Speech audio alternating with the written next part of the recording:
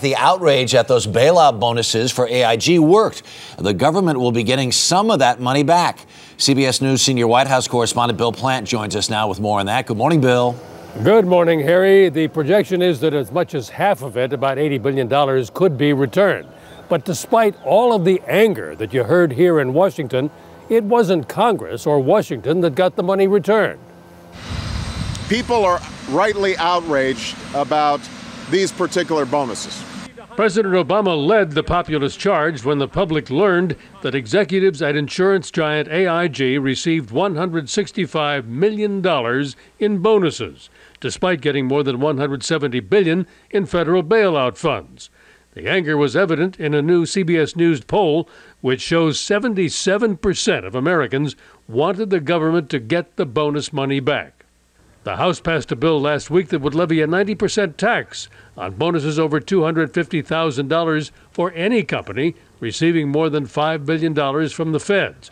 But now, as the bill heads to the Senate, there's been a change in tone from President Obama and a word of caution from the Senate. And we ought to think about the ramifications of what we're doing. And now that New York Attorney General Cuomo has gotten 15 of the top 20 AIG bonus earners to return the money, I would not be surprised if that bill slowed down dramatically in light of both Obama's resistance to it and some of this talk that Andrew Cuomo got the money back from AIG. And in fact, the Senate is delaying the bill for maybe 6 weeks. It's probably dead.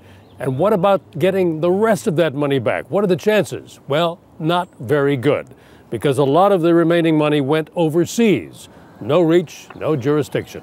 Harry? Bill Plante at the White House this morning. Thanks. And President Obama will give a news conference tonight at 8 p.m. Eastern. You can watch it right here on CBS.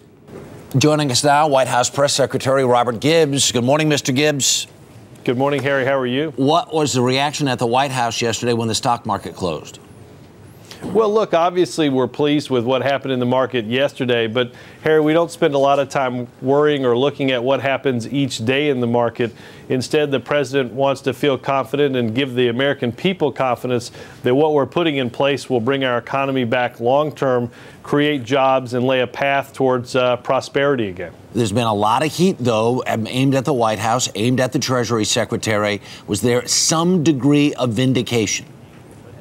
Well, look, Harry, I think we're not going to be judged by what happens yesterday or today in the market, but a year or two from now where people feel like they have a stable job, whether their income is growing, whether they can get a loan to buy a house or a car or send their child to school. I think what the American people are focused on more is this long-term recovery. We don't want to go from bust to bubble to bust economic growth anymore.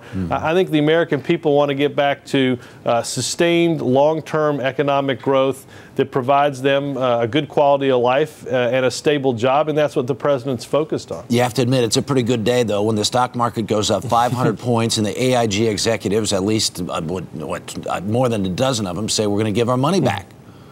Well, look, Harry, I'll take 500 points in that kind of news any day of the week.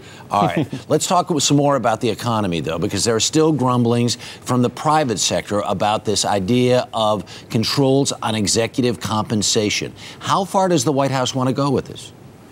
Well, look, Harry, the White House outlined in February, the president created a plan that was the strongest plan that had ever been put forward to ensure that executive compensation and bonuses don't get out of whack and out of line.